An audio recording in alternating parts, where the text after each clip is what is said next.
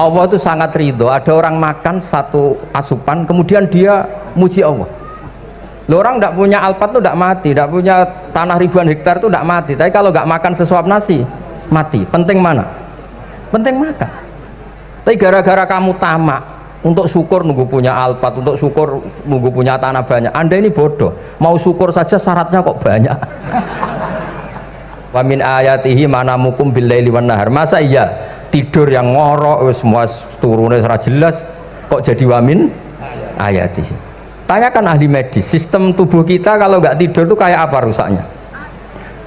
Dan toat pas-pasan ini satu-satunya solusi ya turu. Bengi ngempet kepen delok dangdut, delok dugem. Barang turu jebule esuk wis bar, alhamdulillah. Cara melek iman kamu seberapa?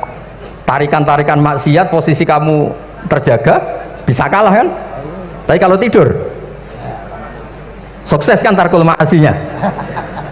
Nah, karena tidur itu sukses menghilangkan maksiat disebut wa min ayatihi manamukum billaili wan nahar. Sampai Imam Ghazali ngendikan di makalah itu, sehingga nanti ibadahnya umat ini di akhir zaman an-naumu, ibadah terbaiknya itu tidur. Nah, sehingga ya itu tadi sudut pandang. Makanya saya sering cerita dulu kalau Said Abdul Al-Haddad itu tanya, "Cung kowe ngaji sopo?" "Ngaji si A." "Kiaimu tahu nangis?" "Ndak." "Ojo ngaji, kiaimu ati atos, kiai kok ora iso nangis." Tapi kalau Abdul Hasan Asadili kebalikan, "Cung kowe ngaji sopo?" "Ngaji si A." "Kiaimu tahu guyu nak ngaji?" "Mboten nate." "Ora usah ngaji wong ora iso syukur." Jadi nah itu yang akhirnya menjadi keseimbangan khaufau wa tama. Ada khauf, ada apa? Roja.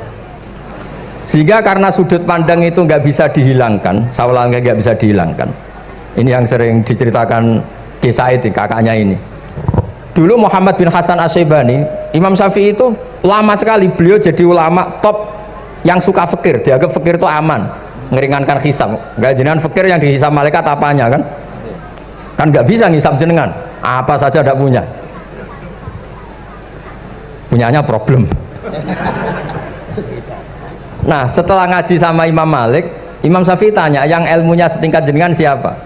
Kata Imam Malik, sebetulnya Abu Hanifah, tapi orangnya sudah meninggal, tapi ada muridnya namanya Muhammad bin Hasan Asy-Syaibani. Kamu ke sana dari Madinah ke Irak, dulu tempatnya di Baghdad. Setelah di Irak, Muhammad bin Hasan Asy-Syaibani itu kalau ngitung uang tuh di meja, emasnya tuh banyak, uangnya banyak, dia hitung di meja, malah kaget. Saya ini gedeng kiai, kedunyan ini ketemu kiai, kedunyan. Ya karena Muhammad bin Hasan Asy-Syaibani itu wali, kamu tanya, kamu heran ya ada kiai kaya? Iya. Ya sudah, kekayaan ini kasihkan orang fasik, biar dipakai demenan, dipakai mabuk, dipakai ini. Terus, ya jangan, kalau kena orang fasik bahaya, jenengan saja. Semenjak itu Imam Syafi'i mulai rodok seneng duit. Jadi ada ceritanya, soalnya kok diangen-angen, nah terus keterusan umatnya kayak gini-gini tuh. Jadi ini cerita nopo istihad, apa cerita nopo istihad. Sama pangkat juga sama. Gue seneng nak wong soleh-soleh tidak ikut ngurus negara ini, mau dikemanakan negara ini. Tapi ada yang berpikir, gue seneng nak wong soleh terkontaminasi. Ya sudah monggo, sing serapayu jabat nggih berpikir zuhud, sing payu ya berpikir politik. Yang penting semuanya itu berdasar ilmu, yang penting itu semuanya berdasar apa? Ilmu. Karena ilmu ini basis yang paling diridani Allah Subhanahu wa ta'ala. Masyhur itu di Ihya sering diceritakan Imam Ghazali, ana alim uhibbu kulla alim. Kata Allah, saya ini alim dan sangat mencintai orang alim. Karena orang alim ini yang tahu perspektif. Orang yang enggak, yang ngiranya, saya ulang lagi, yang ngiranya itu enggak ilmiah, di depan orang alim itu sangat-sangat apa? Ilmiah. Yaitu tadi misalnya ada ayat wa min ayatihi manamukum billaili wan nahar. Masa iya tidur yang ngorok semua turunnya secara jelas kok jadi wamin ayatihi? Tanyakan ahli medis, sistem tubuh kita kalau nggak tidur itu kayak apa rusaknya? Dan toat pas-pasan ini satu-satunya solusi ya turu. Bengi ngempet kepen delok dangdut, delok dugem. Barang turu jebule esuk wis bar, alhamdulillah. Cara melek iman kamu seberapa? Tarikan-tarikan maksiat posisi kamu terjaga bisa kalah kan? Tapi kalau tidur sukses kan tarkul maksinya. Nah, karena tidur itu sukses menghilangkan maksiat disebut wa min ayatihi manamukum billaili wan nahar. Sampai Imam Ghazali ngendikan di makalah itu, sehingga nanti ibadahnya umat ini di akhir zaman an-naumu, ibadah terbaiknya itu tidur. Jadi mulai maksud kula ngeten lho. Sampeyan anut jalur wong alim dia turu ya ibadah, tengok-tengok ya ibadah, jagongan nggih ibadah, gojol-gojolkan ambek kanca nggih napa? Ibadah. Karena ini semuanya kul bi fadlillah bi rahmati fa bidzalika napa? Falyafrahu. Tapi kalau kamu tidak punya basis ilmu, adanya suudzon. Kiai kok jagongan guyon sewengi kiai opo? Kiai kok turu sewengi ku kiai? Karena basisnya ada ilmu. Padahal jelas ketika Rasulullah bikin urutan kebaikan, pertama Nabi ngendikan kamu menolong orang. Jika tidak bisa, terakhir Nabi ngendikan takufu syarraka anin nas fa innaha shadaqatun minka ala nafsik. Tadi beliau juga cerita di nasihat Imam Mun, idza lam tuhsin fala tusi. Kalau tidak bisa berbuat baik, setidaknya kamu tidak berbuat jelek sama orang lain. Dan potongan ini paling gampang apa? Tidur kan? Wis sampean nak turu wis ra zina, ra maling, ra ngrasani wong wis ora tusik. Nah, dengan konstruksi usul fikih seperti itu kamu tahu kualitas ayat wa min ayatihi manamukum billaili wan nahar. Ya sama, ternyata makan itu yang menjaga nyawa, ternyata makan itu yang menjadikan syukur. Kalau kamu nggak percaya puasa, sama nak poso gedang goreng itu mewah. Gedang goreng itu mewah, air satu teguk itu mewah. Makanya kalau lama dulu ada santri kepengen mangan enak, ya saya ingin mangan enak gini-gini, caranya gimana? Itu rumusnya ada sate, ada mie ayam. Idamuhu alju. Kalau kamu ingin enak, lauknya itu lapar. Ya kita kalau puasa itu semuanya kan enak. Nah itu lagi-lagi basisnya itu ilmu. Nah sekarang banyak orang yang sudah tidak peduli dengan ilmu, kayak ijazah dilakoni kan. Jadi kayak wiridan la ilaha illallah itu sebetulnya harus dibarengi dengan ilmu. Ini yang terakhir supaya nggak lama-lama. La ilaha illallah itu basisnya ilmu. Surga yang begitu mewah itu dibikin juga bagi yang melafadzkan la ilaha illallah. Neraka yang begitu ekstrim, sampai kalau benda dijatuhkan dari atas ke neraka itu sampai bawah nunggu 70 tahun. Bisa kamu bayangkan kalau kamu di dalam naiknya susah itu. Ini dijatuhkan ke neraka itu sampai bawah nunggu berapa? 70 tahun. Loh, neraka sebegitu ekstrim itu dibikin untuk yang menolak la ilaha illallah. Berarti kalimat ini kalimat spesial. Kalimat yang neraka dibikin ya atas nama itu yang menolak, surga dibikin juga atas nama itu yang menerima. Itu satu saktinya la ilaha illallah. Sakti kedua, orang kafir 70 tahun ngelafatkan la ilaha illallah sekali langsung dihukumi mukmin. Yufar lahum maqad salah. Qul lil ladzina kafaru iyantahu yufar lahum maqad salah. Orang yang melafatkan la ilaha illallah Muhammadur Rasulullah itu dosa 70 tahun kafir itu hilang semua. Tapi gara-gara ada ilmu terus diumumkan tahlil dening Kiai Haji Niam mesti sing nguri, wah sawi gue mesti gue. Padahal kalau kamu tahu ilmunya tadi, ini kalimat yang luar biasa, kalimat yang bisa melebur dosa. Bahkan dalam mazhab Sadiliyah itu unik. Kalau kamu wiridan la ilaha illallah itu jangan istighfar dulu, istighfarnya belakangan. Alasannya Abdul Hasan As-Sadili itu fa'lam annahu la ilaha illallah wastaghfir li dzambik li hadil kalimah. Orang kafir 70 tahun dia istighfar 100 kali nggak akan dimaafkan Allah, tapi ngelafadzkan la ilaha illallah langsung dimaafkan. Jadi orang bisa dimaafkan tuh barokahnya la ilaha illallah.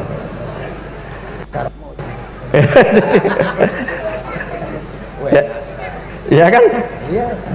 Jadi orang kafir 70 tahun wirid istighfar 100 kali atau 1000 kali dimaafkan enggak? Enggak kan?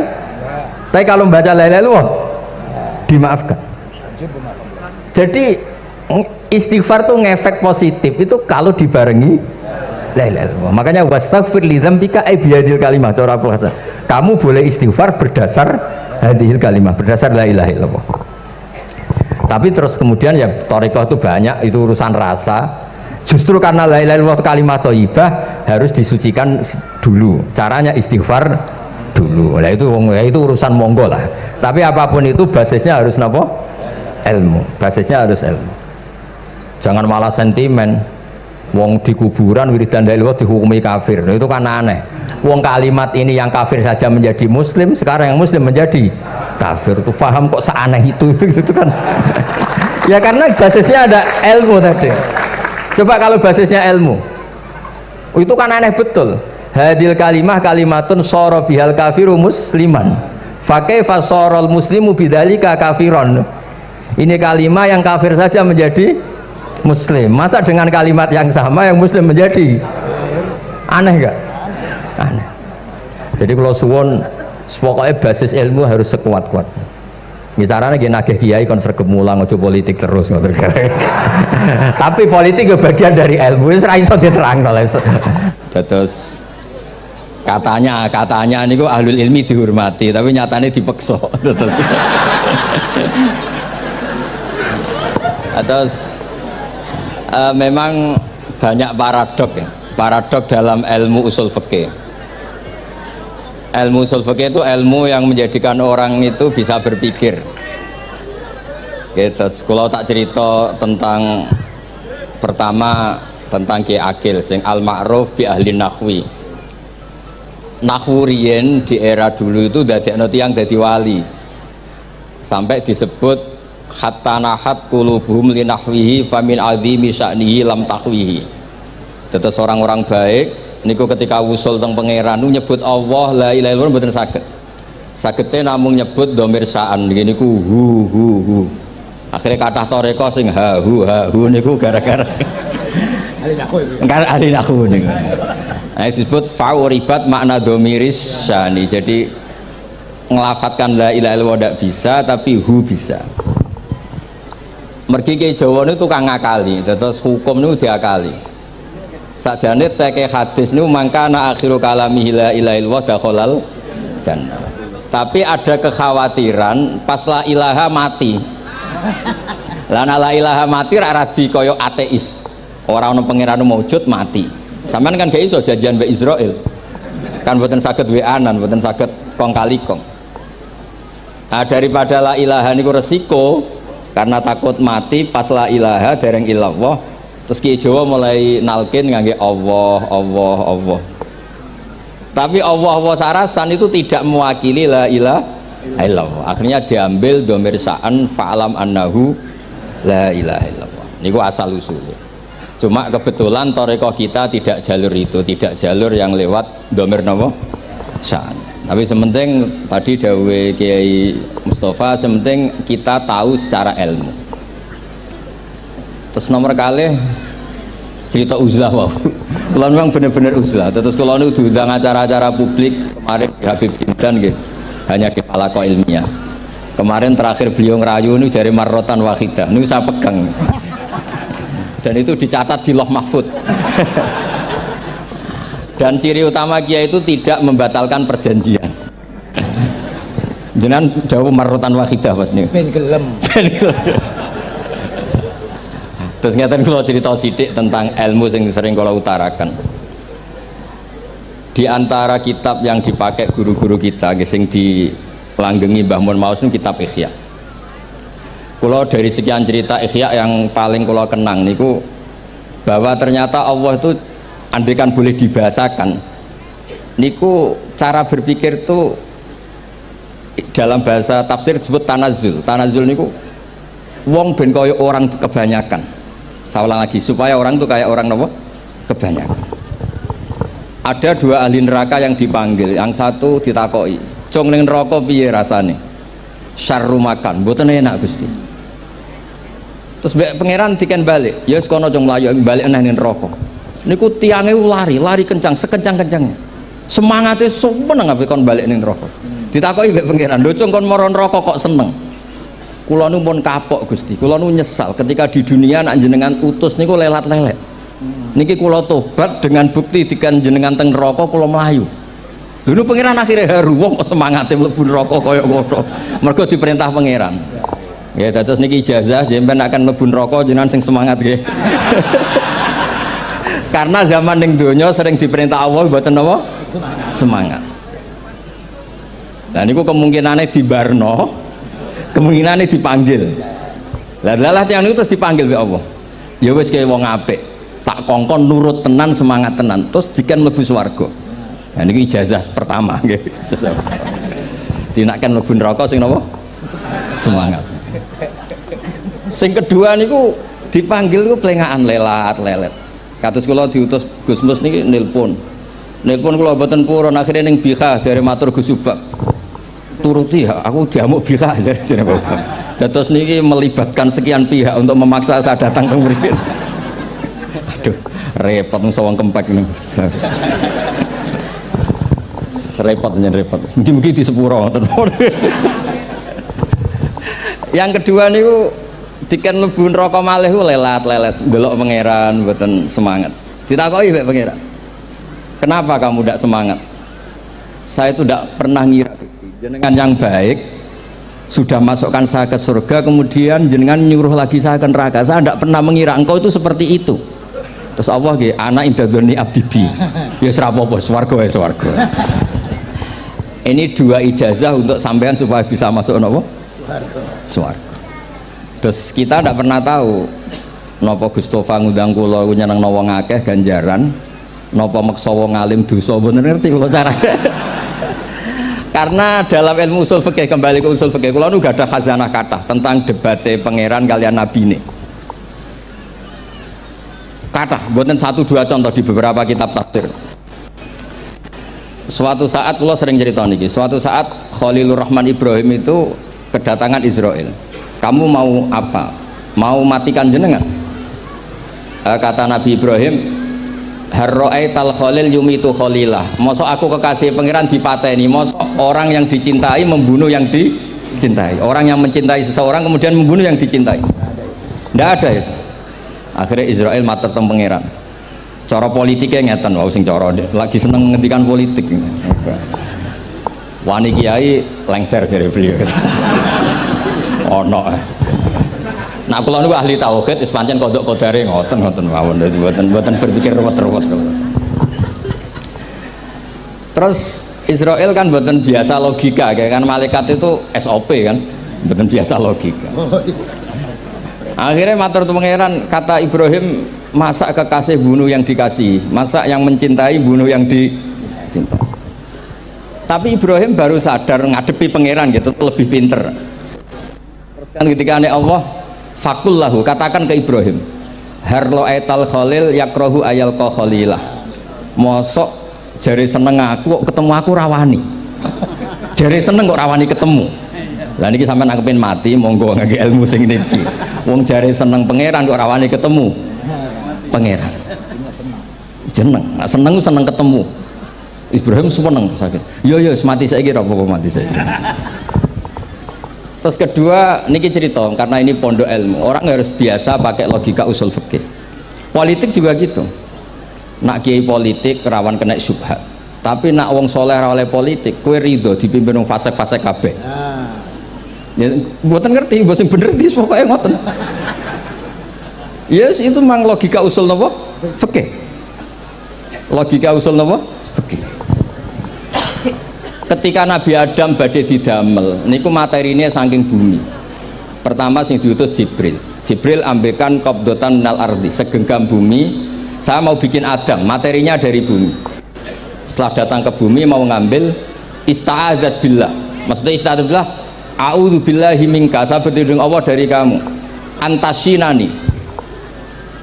Kalau ngarepe Gustofa dari ahli nahwu dados kula niki tak goleki tenan pancen syanahu mun mutaaddi bi nafsi. Mungkin nek dibuli ku antusinani kok panjang nanti cerita.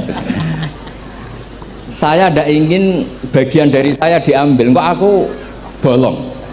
Iku cara bumi itu sudah masalah. Terus akhirnya Jibril kembali, ya Allah, dia berlindung kepada engkau maka saya lindungi. Allah membenarkan Jibril, Mikail juga sama. Tapi ketika Israel, ini Israel itu masalah memang. Ketika disuruh ngambil bumi, buminya ista'adat billah, tetap diambil. A'udzu billahi minka antasinani, saya berlindung Allah supaya kamu tidak melukai saya, menciderai saya dengan mengambil bagian dari saya. Kata Israel, wa a'udzu billah alla unaffidhu amroh. Saya juga a'udzu billah diperintah Allah kok tidak kasil. Kudu kasil. Lah saya tidak tahu yang benar istiadatnya Jibril apa istiadatnya Israel. Terus memang sudut pandang. Makanya dulu ketika banyak pondok putri itu kiai-kiai kuno dulu itu menentang. Alasannya nggih, nak bojone jelas khawatir kiai ini kecobaan itu jelas. Tapi banyak kiai itu nggih khawatir tenan. Kecoba fitnatin nisa. Tapi ketika logikanya dibalik, apa kamu ridho para perempuan-perempuan muslimat itu tidak dapat pendidikan apa? Agama. Hanya karena orang soleh tidak punya nyali, tidak punya peduli mengajar. Tapi kita saged diwalik. Ustadz-ustadz sing imane pas-pasan niku kowe ridho nak kecoba. Sampean milih mana? Ridho kecoba apa ridho bodoh? Nah, logika-logika usul fikih ini yang kemudian dipakai Wali Songo. Dipakai Wali Songo kemudian membiarkan sekian tradisi yang insya Allah itu salah sebetulnya. Tapi tidak sebanding dengan asmani Allah Subhanahu wa taala. Misalnya begini. Nggih niki dirungokno mawon. Sampeyan ra paham mboten napa-napa.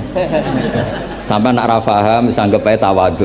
Sepantese wong awam yo ora paham. Nak paham dadi kiai.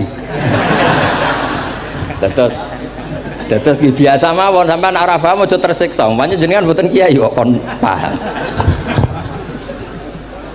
Nah sampean pinter kados kula mestine ora ngrungokno, semangate hasud. Terus rivalitas berkono. Nah cara Mbah Mun nak cerita ngoten, dhisik kowe zaman bodho iku angger kiai mbok cucuk. Bareng padha kiai niku koyok saingan. Niku pun sunatullah ndak bisa dihindari, niku pun sunatullah. Terus kembali lagi ya. Logika-logika usul fikih niku dipakai oleh Wali Songo. Ngeten ada cerita ini rungok nonton. Itu sudah saya cek di beberapa riwayat termasuk di Musnad Imam Ahmad. Ada orang ini bukti teorinya Wali Songo itu benar. Wonten tiyang gadah kesalahan. Niku dokumen kesalahan niku maddul basor sepanjang mata melihat. Wes ngoten jumlahnya 99 bok. Kayak apa banyaknya? Per bok maddul basor sepanjang mata nopo melihat. Ketika dia ditanya Allah itu kalau tanya demokratis. Adzolamat kakatabati, jangan-jangan malaikat saya sentimen kalau kamu jelek ditulis, kalau baik enggak Gusti. Afalaka udhurun, jangan-jangan kamu saat salah itu punya alasan. Enggak Gusti, ya memang salah. Tapi kata Allah, sudah kamu tenang saja, kamu punya ini. Itu hanya satu box, ya kira-kira kayak tempat jam tangan itu. Enggak, kamu punya ini, cukup ini. Terus malaikat tanya, ya Allah, apa artinya, apa ngefek itu kalau ditimbang dengan kejelekan sebanyak itu dengan satu box jam. Orang ini juga bilang, Gusti sudah ada usah ditimbang, nggak ngefek itu pasti kalah. Tapi setelah ditimbang menang yang satu box kecil tadi, karena di situ ada la ilaha illallah Muhammadur Rasulullah. Jadi malaikat diancam sama Allah, kamu berani tidak mempertimbangkan nama saya? Apapun banyaknya box itu dosa itu tidak saya. Kalau ini la ilaha illallah itu nama saya. Kamu berani tidak mempertimbangkan nama saya? Ya tidak berani Gusti, ya harus dimenangkan. Nah itu semalannya kalau pengajian ini ya ono ikhtilatur rijal wan nisa, tapi baru kayak ngaji di sepuro. Ya aja muni halal tapi ya aja muni terus gak ono faedahe. Di sepuro insyaallah. Karena kalau nuruti harus steril halal itu kayaknya tidak bisa. Terus di situ ditutup fala yaskulu ma'asmillahi ta'ala syai'un. Dibanding asmane Allah Ta'ala sesuatu itu tidak ada nilainya, pasti menang Allah Ta'ala. Sehingga banyak ulama ngendikan kowe nak berdosa bersalah moco iki. Dan kalau anda dosa misalnya catatannya satu box terus di bawah ada astagfirullah, malaikat ditanya sama Allah, kamu berani tidak mempertimbangkan nama saya disebut di situ? Enggak berani. Nah saya ini ribuan orang yang ngundang, saya berani mengabaikan. Bareng ana wong ngaku mbah ya mbah tenan wae. Ya terus ngoten, kowe wani gak mempertimbangkan Gustofa sing mantune Mbah Maimun. Ya. Semoga cara pandang malaikat nanti seperti itu. Tapi nanti kalau malaikat cara pandang, mbah kok tukang makso putu. Ya itu mbah model opo. Nah saya ini sudah ngalah satu kali. Berikutnya logika kedua yang insya Allah terbangun di kalangan malaikat, yaitu mbah ora oleh maksa napa putu. Ning dinggon mbah yang baik putune dolanan di barno. Ini ora putu lagi asik-asik dolanan. Rene kon nyapu. Nah, itu udah jenis mbah yang baik. Nah ini pentingnya ngaji. Kalau nate ditanya sama seorang dosen, Gus, masa iya Quran yang katanya mutu semutu-mutunya, kemudian ada ayat kulu washrobu, mosok urusan mangan, gak usah disuruh orang juga makan. Terus kualitasnya kulu washrobu itu di mana? Terus kalau jawab, terus sorokan yang penting wopo, rapat utawa seminar. Ndak ada rapat, ndak ada seminar itu kamu ndak mati, tapi kalau nggak makan itu mati. Penting mana? Ya penting makan. Lah iya, jadi orang itu lupa kalau sesuatu yang seserius itu karena menjaga nyawa, yaitu makan. Terus karena makan tuh hal yang murah dianggap biasa, itu bahaya. Sehingga sebetulnya yang kita bisa jadi wali lewat hal-hal keseharian tidak bisa jadi wali karena tadi. Saya punya hadis, ini mudah sekali untuk Anda jadi wali, bahkan di atas wali lah. Inna woha ta'ala layar do anil abdi, pakai inna masih pakai lam taukid. Inna woha layar do anil abdi ayakulal aklata fayahmadahu alaiha aw yasroba syarba fayahmadahu alaiha. Allah itu sangat ridho ada orang makan satu asupan kemudian dia muji Allah. Loh, orang tidak punya alpat itu tidak mati, tidak punya tanah ribuan hektar itu tidak mati, tapi kalau nggak makan sesuap nasi mati. Penting mana? Penting makan. Tapi gara-gara kamu tamak untuk syukur nunggu punya alpat, untuk syukur nunggu punya tanah banyak, Anda ini bodoh. Mau syukur saja syaratnya kok banyak. Jadi sebetulnya kalau kita mau jadi wali itu cukup setiap makan itu kamu syukur. Fayahmadahu alaiha aw yasroba syarba fayahmadahu alaiha. Makanya wali-wali dulu kalau didik raja yang sedang berkuasa itu ditanya, kamu raja besar, punya pengaruh besar, andaikan kamu di padang pasir dan kemudian Anda tidak mendapatkan air sama sekali, apakah kamu menggantikan kerajaan kamu demi beli satu seteguk air? Iya, akan saya beli karena saya kalau tidak minum mati. La tafroh bimulkin la yusawi jar'atamain. Kamu jangan bangga dengan sistem kekuasaan yang tidak senilai dengan seteguk air. Orang nggak jadi raja itu nggak mati, tapi kalau nggak minum mati. Terus akhirnya dosen itu tahu, wah berarti kulu washrobu itu luar biasa, Gus. Sangat luar biasa. Makan dan minum itu luar biasa. Makanya terus adat kiai mertamu mangan. Kalau tadi baru datang kon mangan, di sini ya ada mangan. Ya saya anggap aja itu proses jadi wali, ngoten mawon. Jadi segampang itu jadi wali. Nah kemudian gara-gara torekoh terus jadi wali ku repot kon maca 10.000 wiridan kon opo. Kesuwen nih cara-cara kesuwen. Karena ini partai gak torekoh tadi itu. Dulu abahnya Mbah Maimun Mbah Zubair itu kalau disuruh wiridan lama-lama itu nggak mau, sementing diridani pangeran, mau kok akeh-akeh. Nah, itu partainya partai ahlul ilmi, ya partainya partai ahlul apa? Ilmi. Nah kemudian karena saya ini nekuni tafsir ya, itu saya kepengen ya menggerakkan supaya ilmu Quran itu menarik. Caranya apa? Cari sisi ekstrimnya. Kalau bolak-balik, kenapa sih orang nggak janggal? Nggak janggal itu udah iskal.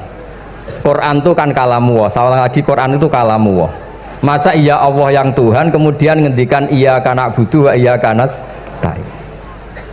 Kepadamu aku menyembah. Masa Allah ngendikan gitu pada kekasihnya Nabi Muhammad.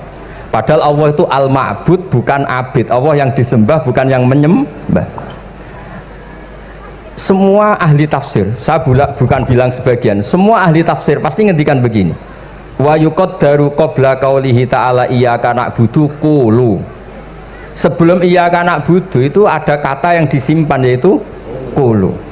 Jadi iyyaka na'budu itu betul ngendikane Allah, cuma sudah dikasihkan Jibril kepada umatnya Rasulullah. Jadi Jibril bilang gini ke Rasulullah Muhammad qul iyyaka na'budu. Kemudian Nabi juga bilang ke umatnya qulu iyyaka na'budu. Jadi ini kalamullah yang sudah milik kita.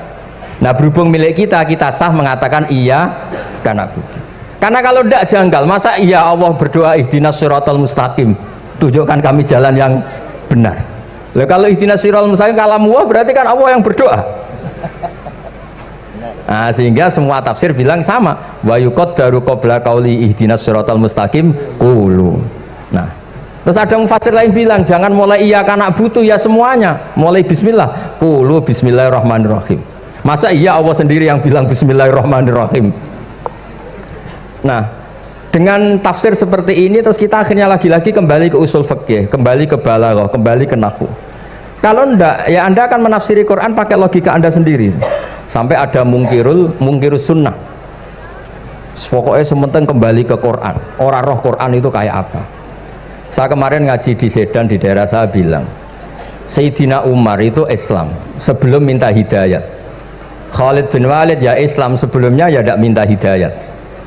Nah itu kan janggal, padahal katanya Quran itu hudal lil muttaqin, petunjuk bagi mereka yang takwa. Padahal tidak ada sabkut takwa untuk Umar. Umar tidak pernah takwa, tapi nyatanya Islam. Bahkan dia masuk ke rumahnya Zaid bin Arqam itu mau bunuh Nabi, mau nyari Nabi, bukan mau Islam. Tapi ketika dengar iparnya membaca Toha ma anzalna alikal Qur'ana litasqa, kemudian dia masuk Islam. Lalu gimana tentang hudal lil muttaqin, petunjuk bagi mereka yang takwa? Banyak ulama yang mengatakan lil muttaqin itu balaghahnya lil iktifa, lil muttaqina wa ghairihim. Jadi Quran itu petunjuk bagi yang takwa dan yang tidak takwa. Dan itu di bahasa Arab sah. Di bahasa Arab sah. Misalnya gini ya, kalau sampean punya ponakan dolan, cong-cong nang mangan. Ya maksudnya ya mangan mbek ngombe, mangan tok seretan mati kan. Itu kan satu paket. Saro bila taqikumul harra wal barda.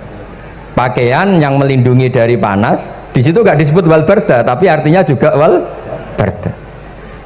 Karena kalau tidak diartikan lil iktifa, nanti Quran itu memberi petunjuk bagi yang sudah muttaqin. Corong doang nguyai segoro, wis takwa kok. Nah ini kita butuh ahli tafsir yang al-usuli, karena itu yang menjadikan Quran punya kualitas lagi.